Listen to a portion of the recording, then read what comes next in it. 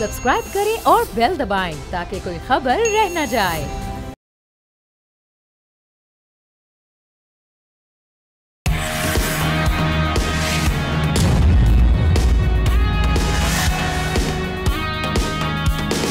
अस्सलामुअलैकुम, आप देख रहे हैं न्यूज़ पंच। मैं हूं आमना खटाना। प्रोग्राम का आगाज़ करेंगे पाकिस्तान की मईशत के लिए एक अच्छी खबर के हवाले से।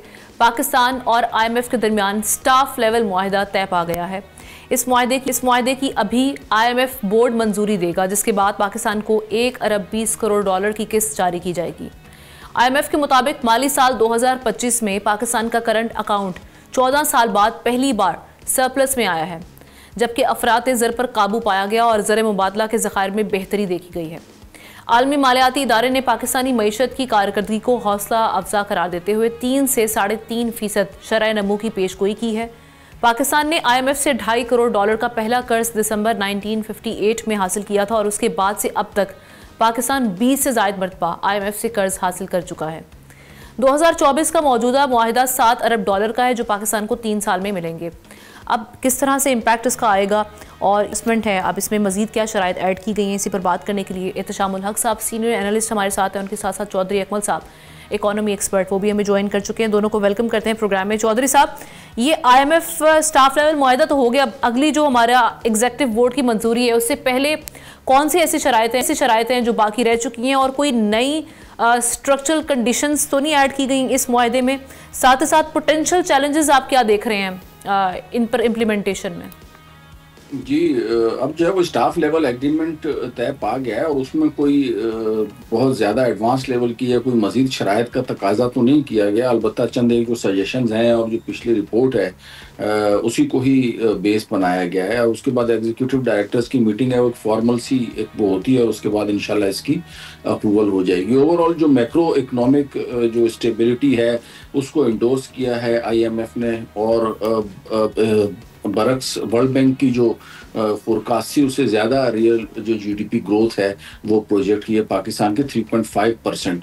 और हालिया जो सैलाब के बाद की सूरत हाल थी उसके बाद जो है वो इतनी ज़्यादा ग्रोथ एक्सपेक्टेड नहीं थी। तो इसका मतलब ये है कि पाकिस्तान की जो इकोनॉमी है दैट इज़ वर्किंग गुड, चाहे वो एग्रीकल्चरल सेक्टर हो या इंडस्ट्रियल सेक्टर हो, तो उसमें ग्रोथ की अपॉर्चुनिटीज़ अवेलेबल हैं। और नो डाउट सैलाब की वजह से प्रॉब्लम तो उसमें आएगा, लेकिन इसके बावजूद 3.5% की ग्रोथ जो है वो अचीव कर लेना that is a good sign. Inflation again जो है वो 6% के लगभग रहेगा, जबकि 5.6% को एवरेज तो 3 महीने का पिछला अभी टच कर चुका है। ये थोड़ा सा स्टार्टिंग में आपको ऊपर जाता हुआ नजर आएगा अक्टूबर नवंबर तक, और उसके बाद दोबारा से ये नीचे आएगा। तो बैलेंस आउट जो है ना ओवरऑल चीज़ें होंगी। और ये जो डिस्बर्समेंट आ रही है इमीडिएटली, कोई हमारी बायलैटरल या कमर्शियल डेट्स हैं जिसको जो ड्यू हैं जिनको हमने अब इससे अदायगी करनी होगी इस डिस्बर्समेंट के आने के बाद? नहीं, इससे डिस्बर्समेंट की कोई अदायगी तो फौरी तौर के ऊपर पाकिस्तान को नहीं करनी। जो शेड्यूल्ड अदायगियां हैं, जैसे तकरीबन इस साल में पाकिस्तान की 23 अरब डॉलर की जो है वो कमिटेड अदायगियां हैं, उसमें से ज़्यादातर 12 से 13 अरब डॉलर तो हमने रोल ओवर के ज़रिए ही करवा लेने हैं, और बाकी की जो अदायगियां हैं वो दिसंबर और उसके बाद जो है वो ड्यू हो रही है। उसके लिए स्टेट बैंक के पास जो है वो सफिशेंट ज़खायर मौजूद हैं। इसके साथ जो खुशाइन जो इसमें मज़ीद जो बात बताई गई है IMF की रिपोर्ट में, दैट इज़ अनएम्प्लॉयमेंट। वो जो है ना अनएम्प्लॉयमेंट को नीचे जाता हुआ देख रहे हैं। 8.2% के ऊपर जो है वो आ जाएगी 2025 में और आगे 7.8% के ऊपर आएगी। तो इसका मतलब मुस्तकबिल में जो एम्प्लॉयमेंट की अपॉर्चुनिटीज़ हैं वो भी बढ़ती हुई नज़र आएंगी। लेकिन उसने 2 चीज़ों का जो है ना बड़ा 4 चीज़ों का बड़ा इंपॉर्टेंट उन्होंने इसमें कहा है। एक तो जो है ना ये जो फिजिकल कंसोलिडेशन है, यानी 1.6% का जो उन्होंने कहा है कि आपने प्राइमरी सरप्लस जो दिखाना है, इसी तरीके से बजट डेफिसिट जो है उसको आपने कंट्रोल में रखना है, पॉवर्टी रिडक्शन के लिए काम करना है, क्लाइमेट चेंज के हवाले से ये स्ट्रक्चरल रिफॉर्म्स, इन सब के ऊपर जो है ना उन्होंने इस रिपोर्ट में खास तौर पे तस्करा किया है कि आपने इसको कंट्रोल, इन चीज़ों के ऊपर खास फोकस करना है। और साथ साथ मॉनिटरी पॉलिसी के ऊपर उन्होंने बिल्कुल कहा है कि ये आपने स्टेट बैंक के साथ बहुत मतलब बिल्कुल टाइट मॉनिटरी पॉलिसी रखनी है। तो इससे मैं इस नतीजे पे पहुंचा हूँ कि इस मजीद 1-8% ही इस साल के एंड तक जो है वो स्टेट बैंक शायद नीचे कर पाएगा जो रेट्स हैं इंटरेस्ट के, तो उसमें जो है वो कोई बहुत ज़्यादा मुझे नीचे जाते हुए नज़र नहीं आते। अलबत्ता ओवरऑल जो है वो जो IMF की प्रोग्रेस है, जो उन्होंने इत्मीनान का इजहार किया है, तो ज़ाहिर है मैक्रो इकोनॉमिक इंडिकेटर्स को देखते हुए that is a good and healthy sign. चलें, ये अच्छी बात है। एहतशाम साहब जब इत्मीनान का इजहार कर रहा है और साथ ही साथ ये भी कह रहा है कि 6 से 7% के दरमियान अफरात ज़र यानी इन्फ्लेशन रहनी चाहिए इस दायरे में रहे, तो आप ये बताइएगा जो ये प्रोग्राम है, जब इसकी डिसबर्समेंट आती है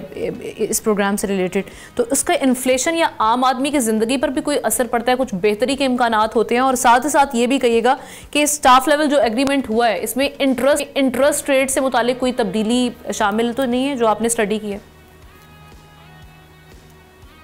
देखिए, हम ना बुनियादी तौर पे तो इसको हम इस तरह देंगे कि ये 25वां प्रोग्राम है, और आपने देखा कि जिस तरीके से IMF की रिपोर्ट भी आ गई है, लेटेस्ट वर्ल्ड इकोनॉमिक आउटलुक भी आ गया और उससे पहले world bank, Asian development bank ने भी आप पाकिस्तान की इकॉनमी की बेहतरी के इशारे दिए थे। तो ओवरऑल देखा जाए तमाम तर नामसाद हालात के बावजूद हमारी मैक्रो इकोनॉमिक स्टेबिलिटी किसी हद तक आई है। इकोनॉमिक फंडामेंटल जो है ना वो बेहतर होना शुरू हुए हैं। क्रेडिट रेटिंग इंटरनेशनल अदारे जो उन्होंने बेहतर किया है, और हमारी स्टॉक मार्केट भी जिस तरह आगे चल रही है बड़ा अच्छे तरीके से चली है। अब देखिए, मेरी तला ये आमना कि 8 इश्यूज़ पे जो बात हुई है ना, उनमें से जहाँ पे कुछ एग्रीमेंट हुआ, कुछ डिसएग्रीमेंट हुआ और जिसको बेहतर करने की कोशिश की, मैं आपको बता देता हूँ मेरी तला के मुताबिक। देखिए, पहली तो उन्होंने कहा है कि जी आपके फिजिकल कंसोलिडेशन नहीं हो रही, ठीक है, आप शॉर्ट टर्म में आपकी यहाँ चीज़ें बेहतर होती हैं, लेकिन लॉन्ग टर्म में इसके लिए ज़रूरी है कि आप जब तक अपना फाइनेंशियल डिसिप्लिन नहीं ठीक करते और अपने ख़र्चे अखराजात जिसको कहते हैं ख़ास तौर पे जिस तरह आप पैसा खर्च कर रहे होते हैं, नॉन डेवलपमेंट एक्सपेंडिचर आपका जिस तरह बढ़ रहा है, इसको रोकने की ज़रूरत है। फिर हमने उन्होंने कहा है कि जिसका आप जिक्र कर रहे हैं ना, इंटरेस्ट रेट का, टाइट मॉनेटरी पॉलिसी को उन्होंने बड़ी तारीफ़ की है। 11% तक इंटरेस्ट रेट है, और यही वजह है कि वो कहते हैं जी एक वजह यही कि महंगाई की रुकती है, दूसरा ये वजह है कि कोई हमारा जब ये आप इंटरेस्ट रेट वही रख रहे होते हैं तो फिर और लोग नहीं आते, इन्वेस्टमेंट नहीं आती, लोग बारोइंग नहीं करते। तो इस पे बड़ी खुशी का इज़हार किया उनकी तरफ से। फिर एक और उनकी खुशी का इज़हार इस बात पे है कि जी पाकिस्तान का एनर्जी सेक्टर में रेगुलर बुनियादों पे जो टैरिफ एडजस्टमेंट हो रही है उस पर वो खुश हैं। मतलब आप पे पानी क्या कहते हैं, बिजली, गैस और पेट्रोल वक्तन वक्तन बढ़ता रहेगा, इस पे ज़ाहिर है वो उनको खुश होते हैं, या ये कि उन्हें लगता है कि जी उनका पैसा वापस किस तरह आएगा, तो वो टैक्सेस मुख्तलिफ तरीके से लगते रहते हैं। चौथी बात आमना एक और उन्होंने कही है कि एक तो फिजिकल आपका प्राइमरी फिजिकल डेफिसिट जो है ना, जो आपने अचीव किया 0.2% ना, इसको बढ़ाने की ज़रूरत है और बेहतर करने की ज़रूरत है, अगरचे 14 साल में ये ठीक हुआ है। फिर हमने पाँचवीं बात तो स्ट्रक्चरल रिफॉर्म के बारे में आप पाकिस्तान को कह रहे हैं, आप अपनी कमिटमेंट पे कायम हैं, लेकिन इसमें अभी हम देख रहे हैं लॉन्ग वे टू गो, बहुत कुछ करने की ज़रूरत है। करें एक्सचेंज रेट स्टेबिलिटी, क्या इसकी तारीफ़ किया बावजूद इस बात के कि हमेशा IMF कहता रहता है कि जी अपना डॉलर जो है ना उसको बढ़ाया जाए, रुपये की कीमत कम की जाए। इस दफ़ा एक ख़ास से अरसे से हमारा देख लें कि डॉलर रुपये पैरिटी बड़ा ठीक चल रहा है। फिर एग्रीकल्चर के मामले में उन्होंने जो कहा है हमने कि सैलाबों के बारे में कहा कि आपकी इकॉनमी बुरे तरीके से हिट हुई है, यहाँ पे जो कुछ हम मदद कर सकते हैं करेंगे।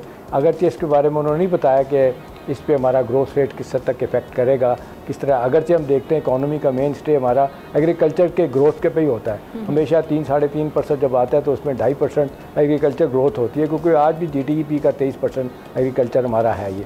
फिर हम ना एक वो बात कर रहे हैं जहाँ शिकवा गिला है कि जी गवर्नेंस और इंस्टीट्यूशनल रिफॉर्म जो है ना, ये आपके यहाँ होने की ज़रूरत है, ये नहीं हो रहे, इसमें हुकूमत को आउट ऑफ द वे जाकर कुछ करना पड़ेगा।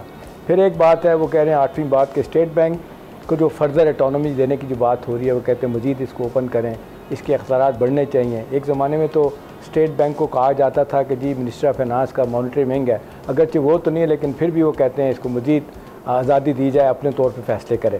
आखिरी बात आमना उन्होंने कही है कि स्टेट सेक्टर के नुकसानात आपके बहुत बढ़ गए, जो हम रोज़ बात करते हैं कि $900 बिलियन से ज़्यादा हमारी 80 से 90 स्टेट सेक्टर कॉरपोरेशन और हेमरेजिंग हो रही है, उसको रोकने की कोशिश की जाए।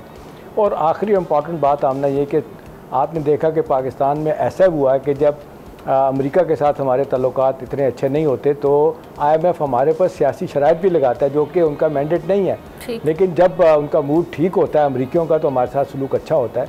इसलिए कहा जाता है, मैं कहता रहता हूँ कि ये जो IMF का प्रोग्राम है या अमेरिका के स्टेट डिपार्टमेंट का प्रोग्राम होता है, एक नोट मिलती है, आपको पता है उनके भी इस वक्त भी हम जब बात कर रहे हैं 444 मिलियन के 44 लाख से ज़्यादा के उनके शेयर्स हैं, तो ज़्यादा वो अपनी बात बनवा लेते हैं। तो ओवरऑल देखा जाए चीज़ें अब इसके अपना क्या कहते हैं 1.2 बिलियन डॉलर की जब डिस्बर्समेंट हो जाएगी, जब इसकी बोर्ड मंजूरी दे जाएगा, तो हमने बहुत लंबा लाइन अप किया हुआ है, क्योंकि अपने कर्ज़े उतारने के लिए हमने लेने हैं, शॉर्ट टर्म भी, लॉन्ग टर्म भी, मिड टर्म भी। तो वो ये है कि हमें आसानी पैदा हो जाएगी। वो कहते हैं ना clean bill of health to the economy मिल जाता है जब IMF आपको क्लियर कर देता है। तो वो ये है कि कर्ज़े हमें मिल जाएंगे बायलैटरल भी और बाकी एजेंसियों से भी।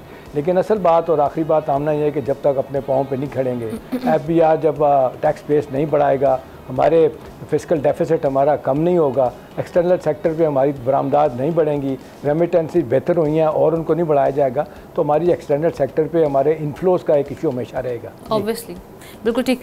चौधरी साहब, एक चीज़ में ऐड कीजिएगा, क्योंकि आम आदमी का यही होता है कि अगर ये आ रही है तो हमारे लिए खुशी की खबर कैसे है, इनडायरेक्टली या डायरेक्टली कोई इम्पैक्ट किस हद तक बेहतरी के हवाले से अगर हम बात करें, IMF की जब भी कोई किस्त आती है तो उससे आम आदमी को क्या फ़ायदा होता है? आम आदमी को एक तो सिंपल जो है ना, अगर किस्त क्या आती है, बस एक वो क्रेडिट एंट्री होती है, वो वहां से एक कंप्यूटर में एक एंट्री कर देते हैं और पाकिस्तान के जो स्टेट बैंक है उसमें आ जाते हैं। तो इसकी आम आदमी से कोई इसके मतलब नताइज होते हैं, इन्वेस्टर्स का एतमाद बढ़ता है, क्रेडिट देने वाले जो इदारे होते हैं वो ज़्यादा आपको क्रेडिट देते हैं, तो इस तरीके से थोड़ा सा होता है। लेकिन आम आदमी के ऊपर डायरेक्टली कोई ऐसा सच इम्पैक्ट नहीं होता। मैं असल में ये कह रहा था, करंट ये जो वर्ल्ड इकोनॉमिक आउटलुक की जो रिपोर्ट मैंने देखी है ना, उसमें आप यकीन करें पाकिस्तान का तो बहुत ही सीधा सीधा कहीं जिक्र है, कोई दास्तान ही नहीं है दास्तानों में। करंट अकाउंट उसमें ये कहा जा रहा है कि हमारा 1.3% ऑफ द GDP जो है ना वो 2025 में रहेगा, ये तकरीबन 4.3 अरब डॉलर बनता है। तो इसका मतलब है हम एक मरतबा फिर जो है वो इम्पोर्ट लेड ग्रोथ की तरफ जा रहे हैं, जो कि इंतहाई खतरनाक बात है। और मैं बार बार जो है ना वो इस बात का अदा कर रहा हूँ कि अगेन ये जो हमारी इम्पोर्ट्स बढ़ रही हैं, ये हमारे ट्रेड डेफिसिट को इम्पैक्ट करेंगे। इसको अभी से ही सूरत हाल को कंट्रोल कर लेना चाहिए तो ज़्यादा बेहतर होगा। ये गाड़ियों की पॉलिसी और ये वो, इससे इकोनॉमी में जो है ना वो खुशहाली नहीं आती, बल्कि जो है वो मजीद जो है ना वो प्रॉब्लम्स पैदा होती है। और ये उड़ान पाकिस्तान मंसूबा एहतशाम साहब बड़ा ये भरपूर तरीके से लॉन्च किया गया था, एक्सपोर्ट लेड ग्रोथ की बातें हुई थी, यहाँ तो इम्पोर्ट लेड ग्रोथ बनती जा रही है पाकिस्तान। आप सही कह रही हैं ना, ये हमेशा से ये बस वर्ड हमारे हैं। कभी कहा जाता है जी एक्सपोर्ट लेड ग्रोथ होगी, कभी कहा जाता है कि जी किसी और तरीके से ग्रोथ होगी, लेकिन ग्रोथ जिस तरह होनी चाहिए नहीं हो रही। तो आम आदमी के हवाले से तो आमना ये है, एक ज़माने में आपने देखा लोअर मिडिल क्लास होती थी, वो ख़त्म हो गई है। अब मिडिल क्लास है जिसमें और आप, मैं और हम सब शामिल हैं, वो तेज़ी से के साथ जिस तरीके से ख़त्म हो रही है या टैक्सेस उनके बढ़ रहे हैं, उनकी मुश्किलात बढ़ रही हैं, तो ऑलमोस्ट 45% लोग गुर्बत की निचली सतह पे चलेंगे। तो आम आदमी के लिए तो IMF के पास कोई खबर नहीं होती कि हमारी कोई बेहतरी की बात करेंगे। ये तो हमारा इंटरनल मैकेनिज्म जब तक नहीं बेहतर होगा, प्राइसेस को कंट्रोल नहीं किया जाएगा कि जो आप मुनाफाखोर बैठे हुए हैं खासतौर पे खाने पीने की अशिया को ले लें, ये नहीं ख़त्म होगी, ज़ख़ीरा अंदोज़ी ख़त्म नहीं होगी, तो आम आदमी की तकलीफ़ें बढ़ती रहेंगी। जी, बहुत शुक्रिया चौधरी इकमल साहब हमारे साथ मौजूद। एहतशाम साहब साथ ही रहेंगे, एक ब्रेक लेते हैं, ब्रेक के बाद वापस आएंगे।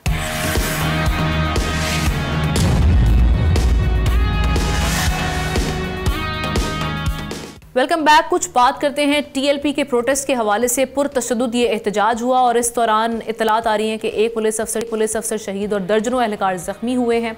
लाहौर में सरबराह TLP साद रिजवी, उनके घर पर छापे में करोड़ों रुपए नकदी, सोना और गैर मुल्की करेंसी बरामद हुई है। ज़रा ये बताते हैं कि geo fencing, call data record से मास्टरमाइंड और इमलाक जलाने वालों की निशानदही हो गई है, जिनके खिलाफ किसी भी वक्त क्रैकडाउन शुरू हो सकता है। दूसरी तरफ हुकूमत ने जाली खबरों के खिलाफ भी बड़ा एक्शन शुरू कर दिया है। लेकिन हम ये देख रहे हैं कि TLP का हर दूसरे या तीसरे साल बार बार एहतजाज होना, और इस तरीके के एहतजाज क्या ये कब रुकेंगे, क्या मामलात हैं एहतजाज की और पुरतशद्दुद ये एहतजाज, इस हवाले से खबरें क्या हैं और क्या क्या एक्शंस इन अनासर के खिलाफ अब लिया जाएगा, इसी पर बात करने के लिए एहतशाम साहब हमारे साथ हैं। एहतशाम साहब, क्या खबर और क्या तज्जिया है ये? पहले भी हमने देखा कि TLP एहतजाज करती रहती है, लेकिन इस बार तो ये एहतजाज इंतहाई पुरतशद्दुद भी हो गया और जिस तरीके से इमलाक को भी नुकसान पहुंचा, और फिर अब ये इनकी क़यादत के खिलाफ मुकदमात भी हमारे सामने आ चुके हैं। हमने देखा पहले जब 2 दफ़ा ये इस्लामाबाद आए थे और जिस तरह इन्होंने एहतजाज किया था, फैज़ाबाद आके बैठ गए थे, मुझे आपको बताने की ज़रूरत नहीं है। किन लोगों की सपोर्ट से यहाँ आए थे, किन लोगों की सपोर्ट से वापस गए थे। फिर मायदा हुआ, शामत कुरैशी ने साइन किए, फैज़ हमीद जो उस वक्त DGI से थे उन्होंने साइन किए थे। उसके बाद ये मामला दूर चला गया, ख़त्म हो गया बड़ी हद तक। अब आपने देखा कि पिछले हफ्ते जिस तरह ये शुरू हुआ, अब सारी दुनिया ये कह रही है कि जी पूरे पाकिस्तान में हमने 2 सालों से मुख्तलिफ मौक़ों पे गज़ा के हवाले से जलसे जुलूस रैलीज़ हुई, ऐलान किया गया। आपने देखा आखिरी जो हुआ बहुत बड़ा आपकी रैली निकली थी कराची में, वो एक टाइम के हुई, जमात इस्लामी की ख़त्म होगी। किसी ने ये ना काम नहीं किया कि जी लंबे अरसे के लिए आके कहीं बैठ जाए। एहतजाज रिकॉर्ड कराया, सारी दुनिया को पता चल गया कि पाकिस्तान के लोग गज़ा के बारे में कितना स्ट्रांगली सोचते हैं। अभी 2 साल के बाद आपने देखा गज़ा में माहिदा हो गया, उधर मिस्र में माहिदा हो गया, सारे ममालिक वहाँ बैठे हैं, 20 उनके हॉस्टेजेस इसराइल के छोड़ दिए गए, 1900 के करीब जो फ़लस्तीनी थे वो वापस आ गए। दोनों जगहों पे लोग जनाब शादियाने बजा रहे हैं, भंगे डाल रहे हैं। तो यहाँ पे जनाब एहतजाज, उन्होंने कहा जी हम तो जाएंगे। किसी ने कहा मामला ख़त्म हो गया, कहने के नहीं जी रिजवी साहबजादे उनके साथ के जी नहीं, हमने यकजहती बनानी है और जाना है अमेरिकन एम्बेसी के सामने। बड़ा मना किया कि नहीं बाज आए। अब देखें हुआ कि अंदर से आमना सूरत हाल बिगड़ी कहाँ से। जब ये लाहौर से चले तो उनको इंगेज किया गया पुलिस और हमारी एडमिनिस्ट्रेशन की तरफ से लाहौर में। उन्हें कहा गया कि भाई आप जो जलसा जुलूस करना है आप यहाँ लाहौर में ही कर लें, वहाँ ना ही जाएँ। कहते नहीं हम जाएँगे। उसके बाद उन्होंने रोकने की कोशिश की। अब जाहिर है जो इनके साथ भाप चुके थे लोग, कौन लोग हैं और किस तरह ईंटों के ट्रक भरे साथ चल रहे थे, ट्रॉलीज पत्थरों की साथ चल रही थी, पेट्रोल का एक टैंकर साथ चल रहा था इनके साथ साथ, मास्क इनके पास बहुत सारे मौजूद थे, गैस मास्क बच्चों को शील्ड के तौर पे आगे रखा हुआ था। तो वो फिर पहुँचे वहाँ शादरा जब पहुँचे तो वहाँ जाके फिर इनको एंगेज किया गया, बातचीत करने की कोशिश की गई। उसके बाद इन्होंने पुलिस पे हमला कर दिया। पुलिस ने उस वक्त यही समझा कि जी इस वक्त आफियत यही है कि लड़ाई ना हो, कोई इन पे हम गोली ना चलाएं, तो वो चले गए। शादरा में आमना एक साथ ही करीब एक राइस मिल है, तो ये भाग के पुलिस वाले बाकी लोग वहाँ चले गए, इसलिए कि ये टकराव होगा तो सबका नुकसान है, उन्होंने कंसीड कर दिया। उसके बाद ये पहुँचे मुरीद के आमना वो जगह है कि जहाँ पे आपको याद होगा खादम रिजवी साहब मरूम जो हैं वो भी आते थे, तो वहीं एक प्लॉट डालते थे अपना। वही है कि इनकी कहा जाता है एक मजबूत जगह है जहाँ से ये सारे मामला चलाते हैं, वहाँ पे हर चीज़ इकट्ठी मिलती है इनको। वहाँ जब आ गए तो फिर इनको एंगेज किया गया, बातचीत करने की कोशिश की कि नहीं, फिर आपने देखा सूरत हाल बिगड़ती चली गई। 7:30 बजे जब इनसे मुज़ाकरात ये आए, अपना साथ रिजवी साहब और अखबार वालों ने पूछा जी क्या हुआ है, उन्होंने कहा जी मुज़ाकरात हमारे नाकाम हो गए। सवाल किया गया जी कौन सी आपकी डिमांड ऐसी थी, कोई जवाब नहीं दिया। उसके बाद चुप करके वहाँ चले गए। अब देखें सूरत हाल हमने जितनी तेज़ी के साथ जितनी तेज़ी का साथ बिगड़ी है ना, उसके बाद फिर एडमिनिस्ट्रेशन को ये फ़ैसला करना पड़ा, रियासत को हुकूमत को फ़ैसला करना पड़ा जी अब क्या करना है। तो ज़ाहिर है फिर उस वक्त यहाँ पे इन्होंने भी इनको रोका और उनके बाद आपने देखा ये भागे और भागने के बाद फिर ये अभी तक गिरफ़्तार नहीं हुए और जिस तरीके से छुपने की कोशिश कर रहे हैं, लेकिन कहा जा रहा है पकड़े जाएंगे।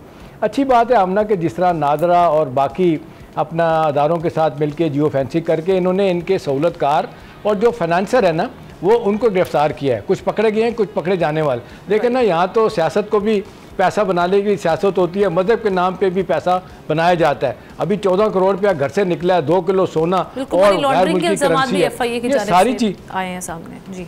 जी हाँ, अभी देखें हम ना जो इस वक्त हो रहा है ना, जो हुकूमत ने फैसला किया है ना कि अब ये ज़ीरो टॉलरेंस, हम हमेशा सुनते हैं, अब जो इतलात आ रही हैं कि जिस तरीके से घेरा डाला गया है, इनके बारे में सारी इतलात इकट्ठी कर ली गई हैं। पाकिस्तान में पहली मरतबा हुआ है कि हमने कि इनकी इतनी तेज़ी के साथ इनके बारे में सारे जिसको कहते हैं अदाद शुमार इकट्ठे किए गए हैं, जो लोग इन्वॉल्व हैं उनकी गिरफ्तारियां शुरू हो गई हैं, पकड़े भी जाएंगे। और ये कि हुकूमत ने कहा है कि जी अब नहीं हम छोड़ेंगे किसी को। ये मजाक बन गया पाकिस्तान कि जी हर तीसरे दिन 2 गिरोह उठते हैं और जनाब सड़क पे आ जाते हैं। और मैंने कहा जी अब ये नहीं होगा, अब किसी को भी इस तरह की आने की इजाज़त नहीं होगी और बड़ी सख्ती की जाएगी।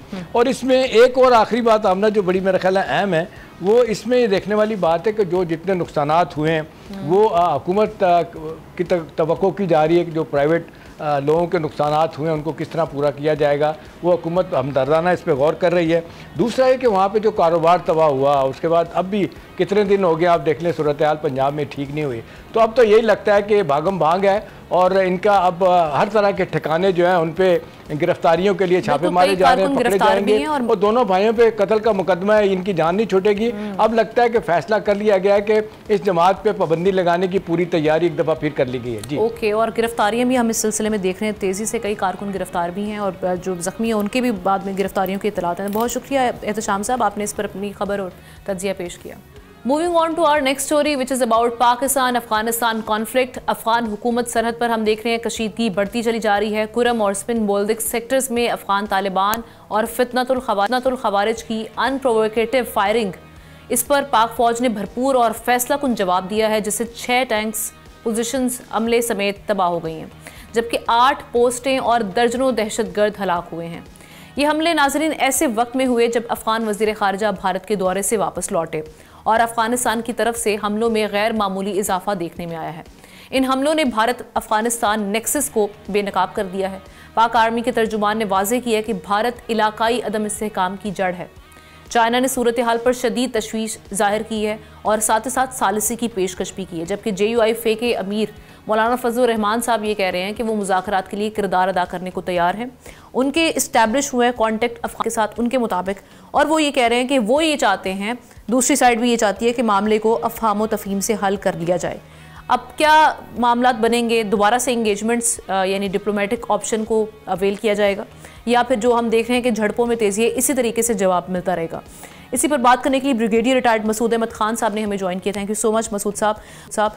मसूद साहब, ये हुआ क्या? पहले तो हम देख रहे थे विजिट्स चल रहे थे, इसाक डार साहब 1 से 2 विजिट्स भी कर चुके हैं काबुल का, और वहाँ से जो मुश्तरका एलामिया आया था वहाँ से लग रहा था कि चीज़ें अब शायद संजीदा होंगी और दूसरी साइड देखेगी इस मामले को, जो पाकिस्तान बार बार अपने रिजर्वेशंस और जो उनके थे इस मामले पे वो रेस कर रहा था और इसको हाईलाइट कर रहा था।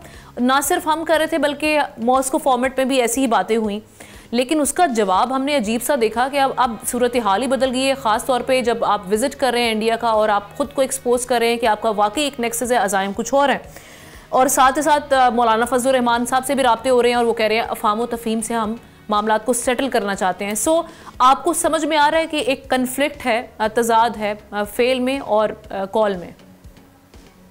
जी ऐसा ही है, बहुत बड़ा तजाद है। अगर देखें, अगर उन्होंने मौलाना फजलुर रहमान से रब्ता किया था तो आज सुबह जो रात को कुरम में क्यों उन्होंने वहाँ पे दहशतगर्दी की, और इसके अलावा चमन में जो उन्होंने किया है तो वहाँ पे भी दहशतगर्दी की है, तो ये खुला तजाद इनके में है। और देखें कभी ये संजीदा नहीं हुए हैं, इनकी एक हिस्ट्री रही है और इनकी हमेशा कोशिश रही है पाकिस्तान को इंडिया के साथ मिलकर डिस्टेबलाइज करने की, और इनकी हिस्ट्री 1950 से है।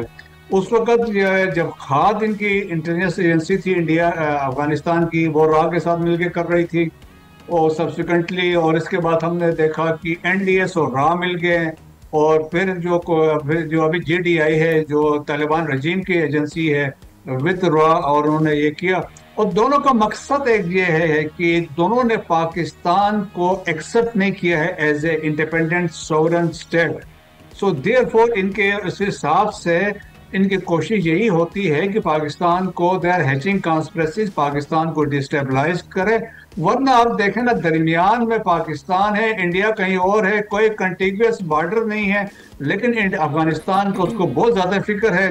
सो दैट्स वाई देखें कि बहुत सारी किताबों में इन्होंने लिखा है, और माय एनिमी सनीवी में लिखा गया, अविनाश पलीवाल ने, इंडिया ने वो वेज एंड मीन्स को कोशिश की, ढूंढा कि किसी भी तरीके से उनकी प्रेजेंस तो अफगानिस्तान में है, and they wanted to ensure कि अफगानिस्तान में कोई प्रो पाकिस्तान गवर्नमेंट ना है या पाकिस्तान गवर्नमेंट का यहाँ पे इन्फ्लुएंस ना हो, ताकि वो यहाँ पे खुद बैठ के, जब सिंस पास में हमने देखा कि पाकिस्तान में प्रॉब्लम्स क्रिएट करें। सो एक हिस्ट्री रही, और स्पेशली पिछले 20 साल में जब करजई और अशरफ गनी की हुकूमत थी तो वर्चुअली अफगानिस्तान को रन जो कर रहे थे वो रा वाले कर रहे थे। 66 दहशतगर्दों के कैंप बने हुए थे, यही ख्वारिजीन उस वक्त मौजूद थे और इनको यूज कर रहे थे अगेंस्ट पाकिस्तान। उस वक्त भी टेररिज्म हो रही थी, और दरमियान में जब देखें कि हमारी गलतफहमी, आप समझ रहे हैं कि हमने जब ये तालिबान वापस आए तो हमने समझा कि ये कोई आके हमारा कोई बेहतर होगा, वेस्टर्न बॉर्डर्स महफूज होंगे, लेकिन हमारी गलतफहमी थी। ये रजीम भी देखें जो इस्लाम के नाम की बात करते हैं, शरीयत की बात करते हैं, जिस तालिबान रजीम 2.0 आज मिल गया है जाके हिंदुत्ववाद रजीम के साथ, और दोनों का मकसद है इस्लामिक रिपब्लिक ऑफ पाकिस्तान को लेकिन डिस्टेबलाइज मसूद साहब, जंग तो हम दोनों ममालिक के उसमें नहीं है, मफाद में नहीं है, क्योंकि दोनों के जो बॉर्डर्स हैं और दोनों कहीं ना कहीं जिस तरह से दोनों के मफाद भी जुड़े हुए हैं, इस तरीके से कि अफगानिस्तान हमारी पोर्ट यूज़ करता है तिजारत के लिए और पाकिस्तान ज़मीनी रास्ता यूज़ करता है सेंट्रल एशियन स्टेट्स तक रसाई के लिए। सो अब इस मामले को डिप्लोमेटिकली अगर हम हैंडल करना चाहें तो आप क्या समझते हैं कि कौन से ममालिक, अभी अमेरिका भी सालिसी के लिए पेशकश कर रहा है, चाइना की जानिब से भी ऑफ़र है, ईरान की जानिब से भी है। सो अमेरिका और चाइना को अगर हम कंसीडर करते हैं, कौन सा मुल्क जो है वो इम्पैक्ट क्रिएट कर सकता है सही मानों में? क्योंकि हमारा जो मेजर मसला है, जो मेन रिजर्वेशन है, वो वहाँ से अफ़गानिस्तान की सॉइल का इस्तेमाल है। टेररिस्ट को जो एक सेफ़ हेवन्स मिली हुई हैं उनको ख़त्म कराना या उनको कंट्रोल करना है। सो आप समझते हैं कि चाइना का एक ऐसा प्रेशर हो सकता है, उनका इन्फ्लुएंस भी है अफगानिस्तान का और वो सुन सकते हैं? लॉन्ग टर्म सोल्यूशन की जानिब तो हमने सोचना ही है। बिल्कुल जी, ऐसा हो सकता है। देखिए, हमने डायलॉग से इनकार तो नहीं किया और डायलॉग यकीनन होगी तालिबान रजीम के साथ होगी, लेकिन हमने कभी किसी को नहीं कहा कि आगे आप कोई सीज फायर करवाए। सीज फायर की बात तो ये कर रहे हैं ताकि हम उनको सबक सिखा रहे हैं, और जिस तरीके से आज चमन में जो कुछ हुआ है इसके बाद इनका मैसेज है, कंधार से चीखें आ रही हैं, तो पाकिस्तान वो तो करता रहेगा। जहाँ तक बातचीत की जो इम्पोर्टेंस है, आप देखें कि चाइनीज़ बड़ा इसको इन्फ्लुएंस कर सकते हैं। अब चाइनीज़ ने पीछे कोशिश भी की, आपने देखा उनके फॉरेन मिनिस्टर काबुल भी गए, वांग यी आए थे, यहाँ से दार साहब भी गए, फिर ये मुत्तकी को वो लेके गए वहाँ बीजिंग में, वहाँ भी मुलाकातें हुई और वहाँ पे एक इम्प्रेशन दिया गया कि एक अंडरस्टैंडिंग डेवलप हुई है। लेकिन इंडिया नेवर वांटेड कि ऐसा पैचअप हो, क्योंकि अगर आपने अजीत डोवल की रिसेंट वो एक विजुअल आ रहा है कि उन्होंने कहा तालिबान को हम पैसा देंगे, पैसा फेंकेंगे, उन्होंने कहा दे आर मर्सनरीज, और अपने देखें स्विच साइट्स, और उन्होंने कहा हम दारुल उलूम देवबंद को इस्तेमाल करेंगे to influence them. So that is the तरीके ये अपनाए जा रहे हैं। और सेकंड इम्पोर्टेंट है अमेरिका। अमेरिका देखे ऑलरेडी कंसर्न शो कर रहा है कि अफगानिस्तान एक has become an epic centre है। अलकायदा दोबारा मुनज़्ज़म हुई, 9/11 के बाद हमले अलकायदा की वजह से हुए थे, आज अलकायदा मुनज़्ज़म हुई, इस्लामिक स्टेट मुनज़्ज़म हुई है। और रिसेंटली देखें कि जनरल जो फॉर्मर जो सेंटकॉम के कमांडर्स थे, उन्होंने सेवरल ओकेजन्स पे कहा है कि फितनल ख्वारिश has become a threat to global peace. अब मार्च इस साल में आपने देखा होगा DNI जो डायरेक्टर नेशनल इंटेलिजेंस है अमेरिका की, उसमें उन्होंने 32 पेजेस एक रिपोर्ट उन्होंने शाये की है, और जिसमें उन्होंने ये कंसर्न का इजहार किया है कि TTP फितनल ख्वारिश has become a threat to global peace. So ये अमेरिका भी इसमें कलीदी किरदार अदा कर सकता है, और इवन रशिया इसमें आ सकता है। मिडिल ईस्ट में यकीनन मेरे ख्याल में कतरीज का इन्फ्लुएंस है, UAE का भी है, सऊदीज का भी है, वो आके कर सकते हैं। और सऊदीज के साथ तो हमारा वैसे भी एक एग्रीमेंट है। जी हाँ, बिल्कुल सही। ये ममालिक कर सकते हैं, लेकिन जैसे कि हम देख रहे हैं कि बगराम एयरबेस को लेकर जो चाइनीज़ और रशिया की जानिब से जिस किस्म के कंसर्न्स रेज़ किए गए हैं, उसके बाद मुश्किल लगता है कि वो अमेरिका को इस दोबारा किसी किस्म की मुदाखलत करने देंगे। बहुत शुक्रिया। ब्रिगेडियर रिटायर्ड मसूद अहमद खान साहब हमारे साथ मौजूद थे इस पर बात करने के लिए। एक ब्रेक लेते हैं, ब्रेक के बाद वापस आएंगे। पाकिस्तान में विंटर्स को लेकर इस वक्त बहुत सारी खबरें हैं और ये ला नीना इफेक्ट के बारे में भी कहा जा रहा है कि जी इस बार सर्दियाँ बड़ा काम ख़राब कर रही हैं, तो इसके हवाले से गेस्ट हमें ज्वाइन करेंगे, उनसे जानेंगे।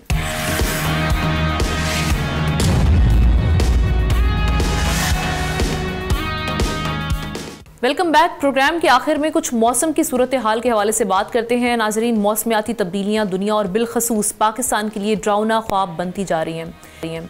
एक्सपर्ट्स ने खबरदार किया कि इस साल ला नीना के असरात की वजह से पाकिस्तान को गुज़श्ता कई दिहाइयों की सख्त तरीन सर्दी का सामना करना पड़ेगा। ला नीना उस वक्त बनता है जब बहरुल अलकाहिर में सतह समंदर का दर्जा हरारत गैर मामूली तौर पर कम हो जाता है, जिससे दुनिया भर में मौसम में शदीद तब्दीलियाँ रूनुमा होती हैं। सख्त सर्दी की पेश गोई खैबर पख्तूनख्वा और गिलगित बल्तिस्तान के बर्फ पोश इलाकों में रहने वाले सैलाब मुतासरीन के लिए किसी नए इम्तिहान से कम नहीं है। लाखों लोग अब भी तबाहशुदा घरों के बलबे पर बेसरो समानी के आलम में ज़िंदगी गुजार रहे हैं, जहाँ न छत मुयसर है, न सर्दी से बचाव का कोई बंदोबस्त। अब तल्ख हकीकत हमारे सामने है कि पाकिस्तान का मौसमियाती तब्दीलियों में हिस्सा 1% से भी कम है, लेकिन इसके असरात का खुमियाजा सबसे ज़्यादा हम ही भुगत रहे हैं। किस तरह की सर्दियाँ रहेंगी, मामूल से किस हद तक के टेम्परेचर कितने डिग्री तक कम हो सकता है और इसका दौरानिया कितना होगा, इसी पर बात करने के लिए अंजुम नज़ीर साहब, spokesperson Pakistan meteorological department, हमें ज्वाइन कर चुके हैं। Thank you so much Anjum साहब। ये कहिएगा कि लानीना इफेक्ट ये कब तक शुरू हो रहा है पाकिस्तान में और कितनी देर तक लास्ट करेगा? इसके साथ साथ जैसे मैंने बात की कि मामूल से औसतन कितने डिग्री कम रह सकता है टेम्परेचर, और साथ ही साथ ये इसमें जो पैटर्न्स हैं स्नोफॉल के और बारिश के, वो भी कुछ तब्दीली आप देख रहे हैं इसमें? जी बहुत शुक्रिया। देखिए, सबसे पहले तो इस जो ये लानीना की आपने बात की, इस मैकेनिज्म को समझने की जरूरत है कि इसका मौसम पर किस तरह इम्पैक्ट होता है। देखिए, याद रखिएगा कि लानीना लास्ट ईयर भी लास्ट कर रहा था जब हमारे पास विंटर्स थी। लानीना के बारे में आपने बताया कि जब ये बहरुल कायल या जिसको इक्वेटोरियल पैसिफिक रीजन कहते हैं, वहाँ के दर्जे हरारत जब मामूल से कम हो तो इसको हम लानीना कहते हैं। और अगर ये समर्स में आए तो हमारी जो समर रेनफॉल या मॉनसून जो होता है वो विग्रस हो जाता है, और अगर यही फिनोमेना ड्यूरिंग विंटर्स आए तो हमारी जो विंटर रेनफॉल है वो सप्रेस हो जाती है। जिस तरह के लास्ट ईयर था कि लास्ट ईयर 2024 का आगाज कह लें, 23 का जब एंड था, तो लानीना का ही फिनोमेना जो है प्रिवेल कर रहा था, जिसकी वजह से हमारी आपने देखा कि जो सर्दियों की रेनफॉल थी वो कम थी और काफी लंबा खुश्क साली का मौसम रहा। दूसरी बात ये कि लानीना का हमारे पास जो इम्पैक्ट है वो बारिशों के ऊपर होता है, इसका दर्जे हरारत से कोई ताल्लुक नहीं होता।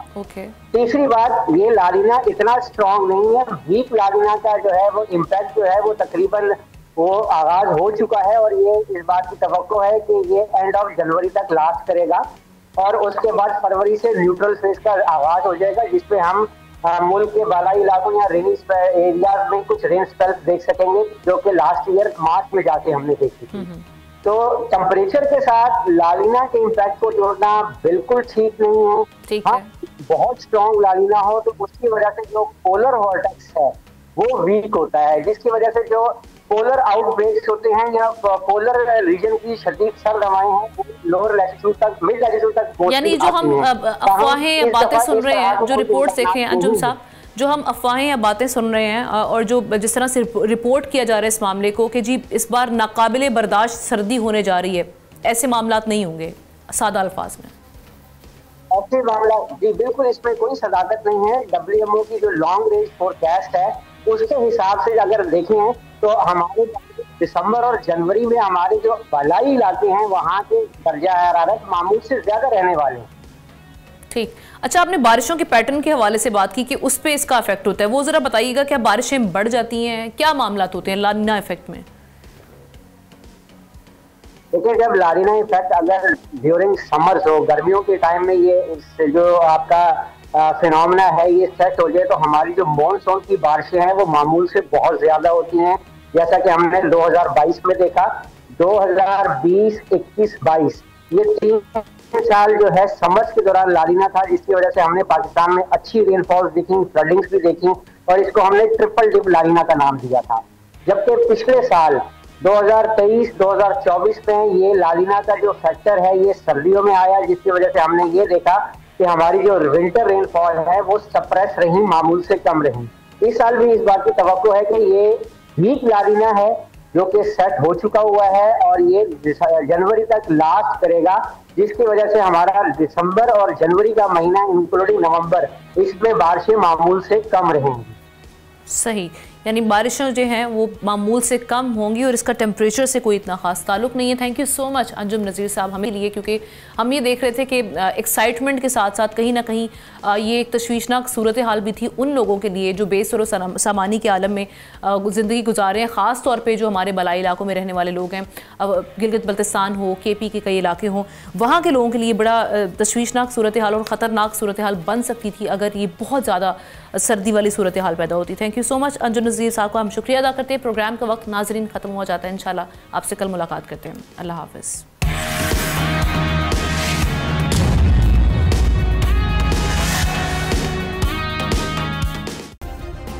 सब्सक्राइब करें और बेल दबाएं ताकि कोई खबर रह न जाए।